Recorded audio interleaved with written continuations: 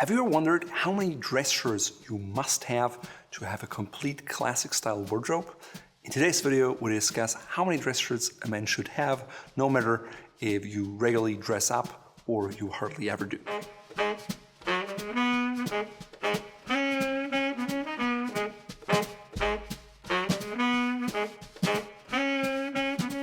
If you're a follower of the Gentleman's Gazette, you may have come across the video about 10 dress shirts every man should invest in. But if you're looking into building a timeless classic men's wardrobe, 10 is just a start. So in today's video, I go over my shirt wardrobe, what I learned over the years, and I'll try to help you and guide you so you can build up a shirt wardrobe that suits your personal needs and wants. So to answer the question right from the get-go, how many dress shirts do you need? The answer is, it depends. So let's break it down. Personally, I own about 60 to 70 dress shirts. Sometimes add some, sometimes I'll retire some, but overall, that's the number. Personally, I don't consider that to be too much for a number of reasons. One, dress shirts are the backbone of my wardrobe.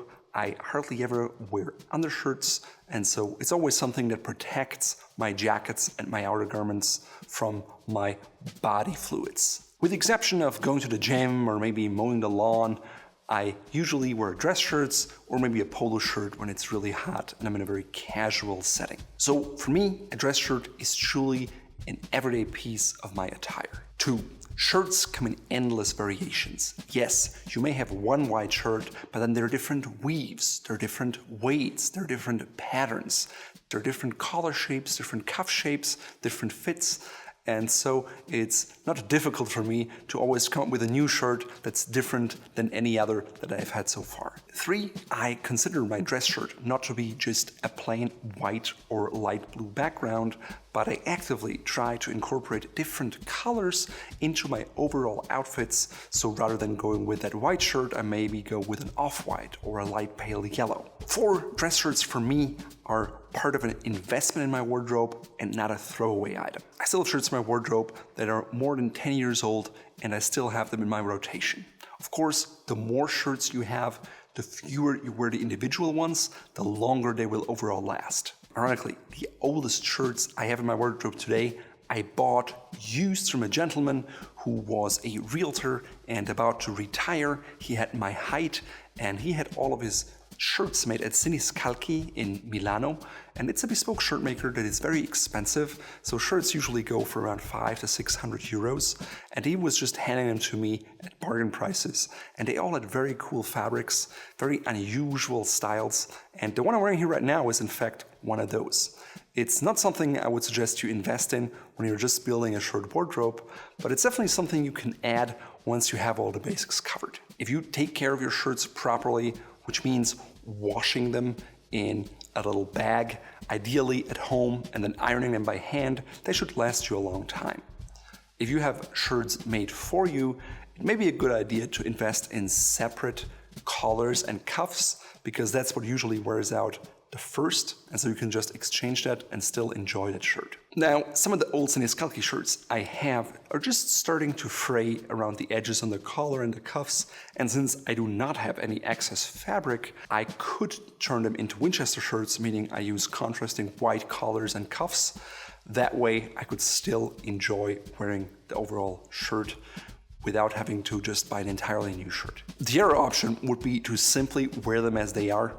And for example, Francesco Babadi's Canonico is someone who could afford a new shirt, but he deliberately chooses to wear really worn down shirts. And if you take a closer look, you can always see that his shirts are heavily frayed, and you can see the interlining in white sometimes popping out from underneath. But just like having old rugs in your home with signs of wear, it's kind of a very British attitude, and he just goes with it and it suits his style. I'm not saying this is something that you should practice, and it requires a certain style in order to pull it off. More often than not, people will probably think of you as frumpy or not well taken care of if you have a meticulous wardrobe with fraying shirts. The fifth reason for having so many shirts is that there are so many different seasons, and I like to change my shirt wardrobe with the seasons. In the winter, I wear heavier Oxfords or heavier twill shirts sometimes that have a little flannel texture, just so I'm warmer and more comfortable. In the summer, I wear very lightweight fabrics with an open weave that help my skin to breathe and keep me cooler. And of course, in the in-between seasons, you can wear medium weight fabrics. And ultimately, you have to analyze where you live. If you live in a climate like I do, where you have very hot summers and very cold winters, you need different shirts than if you live, let's say, in Sri Lanka, where it's hot all year round.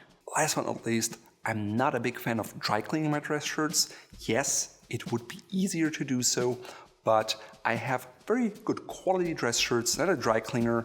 They usually wash them not as gently and carefully as it can be done at home. Also, they're usually not completely hand ironed, but machine ironed, and all of those things help to wear down your shirt prematurely. So as a general guideline, how many shirts should you invest in when you're starting out and you're interested in a classic wardrobe? I would say 10 is the bare minimum. So first of all, the basics. I think every man should invest in 10 dress shirts if they have somewhat of a use for dress shirts on a regular basis. And you can check out which shirts those are in this video here. If you wear shirts to the office, 10 is actually the bare minimum. I suggest to have more like of a 3 or 4 week rotation, which means 15 or 20 dress shirts. Of course, the bigger the rotation, the longer your shirts will last. For the most part, the first 10 shirts should be mostly white, off-white, or shades of blues. And again, check out the video for specifics here. Personally, I'm a big fan of pastel-colored shirts, light greens or lavender or yellow, but typically that's something you should add on top of the 10 basics. If you don't have to wear a dress shirt to work and you don't like wearing dress shirts, I suggest you have at least 3 dress shirts that you can always rely on. One is a white dress shirt, ideally with French cuffs for cufflinks, without a chest pocket, and it's something that you can wear for anything from a job interview to a funeral to a wedding or any kind of other formal event. If you don't have cufflinks or you don't want to invest money in them, go with a single barrel cuff, which is also known as a button cuff. If you want to invest in cufflinks, I would suggest you get one pair in gold and one pair in silver in a very traditional style without any diamonds or colored stones. Personally, I would choose a monkey fist knot cufflink because they're versatile, they're classic, and it's something you can wear with any kind of outfit. For selection of those, please check out our shop here. If you know that you attend black tie events sometimes, it also pays to invest in a tuxedo shirt. The second must-have shirt you need, even if you hardly ever wear dress shirts, is a checked shirt. Ideally, you get it with a button-down collar because it's more casual and you don't need to wear it with any form of neckwear. And for that, you definitely want to have barrel cuffs or button cuffs, and you can also have a chest pocket if you want.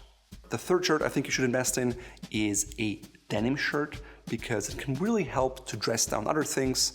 You don't have to iron it. It's something that is popular right now and has been popular for the last few years. It's soft, it's hard wearing, and it's something that works well in the wardrobe that is not too formal. On the other hand, if you're a collector, a classic menswear enthusiast, or simply a clothes horse, the sky is really the limit. Obviously, that's me, and you can have just 10 shirts that are all in white, but they can have different cuff styles, different collar styles, different weaves, different front plackets, different buttons. And all those little details make the shirts different and suited for different occasions. Of course, at this point, storage can be a challenge, and basically you can fold them and put them in drawers, but I find that it takes up a lot of drawers, and so I hang all of my shirts on specific shirt hangers. They're not too wide, so they don't take up too much space in my wardrobe. Personally, I use the ones from Butler Luxury, which serve me quite well and match my much wider suit hangers. So once you have all the basics covered, I suggest you go with pastel colors. Pastel pink, pastel lavender, green. You can have other shades that are combining those colors and just play with things. One color that's really underrated in men's dress shirts, in my opinion, is a subtle green. You can also add different kinds of patterns, such as maybe a small houndstooth shirt, or maybe a horizontal striped shirt, or maybe stripes in an unusual color, such as this one in kind of a light charcoal and yellow. Of course, you can also experiment with different fabrics and different weights, as well as finishes. And on top of that, playing with a collar shape is probably the detail that has the biggest impact because it defines the V shapes and the triangles that lead to your face. Personally, I think it's a lot of fun to play with the different options you have. First of all, it's the height of your collar, then the spread of your collar, also how long you want the collar to be in the front, as well as how much tie space you want, which mainly depends on what kind of tie knots you tie. If you have bigger tie knots such as the Windsor, you want more tie space, otherwise you can get away with no tie space at all. Of course, you can also have club collars or create collars for collar pins with little pinholes in them, just so you have exactly the right shirt for the right occasion. I also urge you to experiment with different details, such as pleats in the back, or if you have little green zip patterns, you can have shirts that have a higher degree of handwork. You can have shirts with different buttons. You can experiment with shirts from different shirt makers, like a shirt from Paris is different than one from Milan or one from Naples. Same thing with shirts from London or from Germany.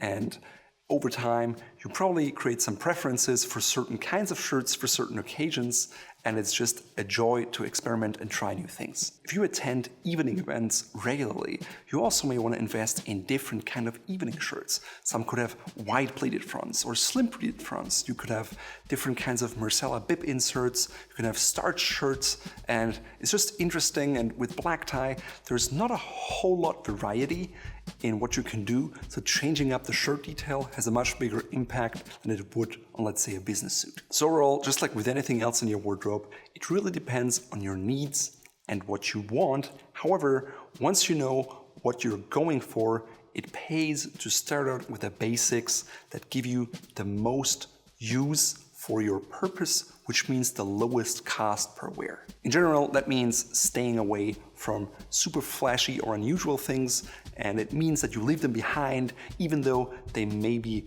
really, really discounted on a super sale. But even if you get the shirt at 90% off, it's kind of wasted if you just wear it twice in a period of 10 years. In today's video, I'm wearing a vintage Siniscalchi dress shirts with French cuffs for cufflinks. I'm wearing them with tiger's eye cufflinks with an eagle claw from Fort Belvedere, which you can find in our shop here. And my slacks are part of a suit. They're blue. They have inward facing pleats because that's what I like. I have big thighs and it works for my silhouette. My socks are brown and blue shadow stripe socks, and they pick up the color of the pants as well as the cufflinks, and they transition that to my brown loafers. They're classic style penny loafers on an Italian last, which is why I like them quite a bit. Probably I wouldn't wear the outfit exactly like that. Instead, I would add a tie, maybe a knit tie, and a jacket, because I just feel more comfortable that way. If you want to learn more about dress shirts and classic men's style, please subscribe to our channel and also sign up for our free email newsletter so stuff like this comes right to your inbox.